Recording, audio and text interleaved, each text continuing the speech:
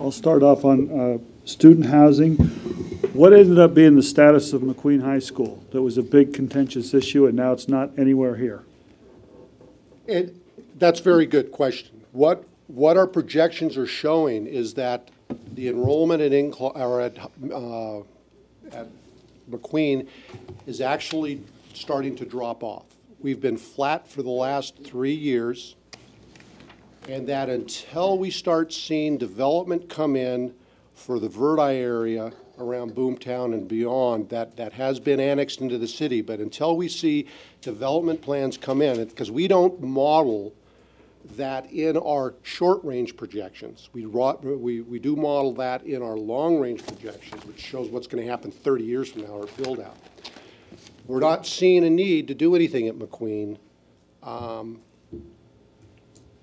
I shouldn't say that. We don't see McQueen getting any more crowded than it is now. And on that, what was the cost of Shaw and Cold Springs? Joe, can I call on you for that? If you can come up and introduce yourself on a microphone.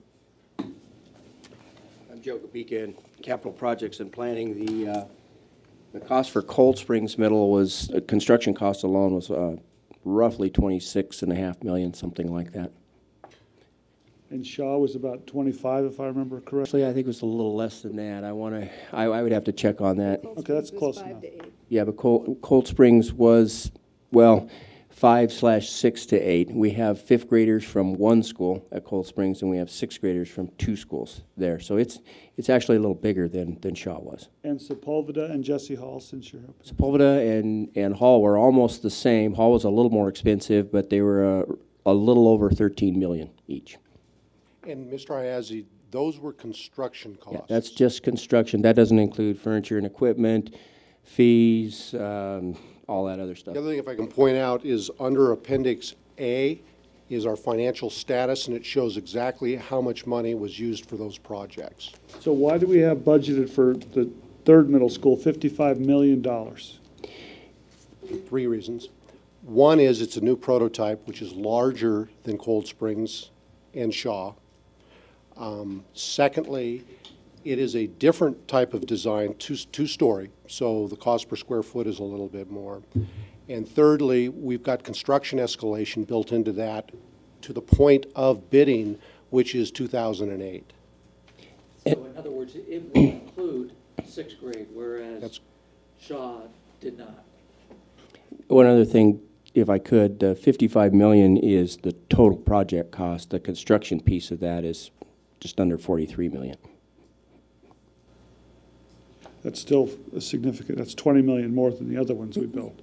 So if we're short of money, why did we go to a whole new concept? That was the direction of the board as well as the community. 2 years ago, we started what we called the Vision 2015 process. And at that time, the tax cap was not even thought of. We moved forward with community input into what it was that we wanted for educational delivery systems in our new schools. And the school that we have now is very similar to schools being built around the country.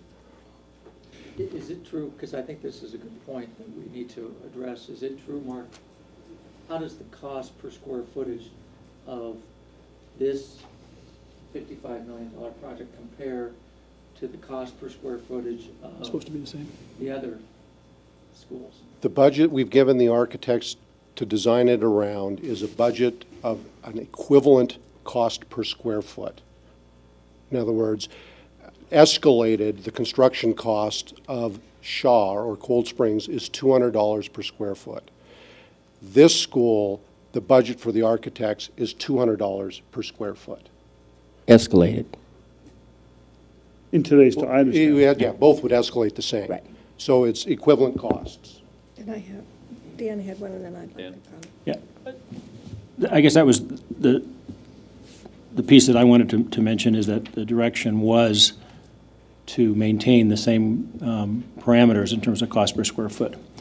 The two differences that they've already mentioned are the capacity is different in terms of the grade allocation, as well as a revisiting of what should a middle school provide for its students. And that process has evolved to the point where certain rooms are bigger, certain rooms are no longer there. There are new rooms, certain rooms that we thought worked at a certain size don't work anymore. So it's an evolution of what a good school looks like. But the basic parameter is we can't spend more money per square foot than we would have spent if we just copied the old one. So we're not just saying, we don't care what it costs, build us the best thing you can. It's, we gotta stick with what we were doing before. But if there are things that we should be doing better now than we were doing before, we want to do that.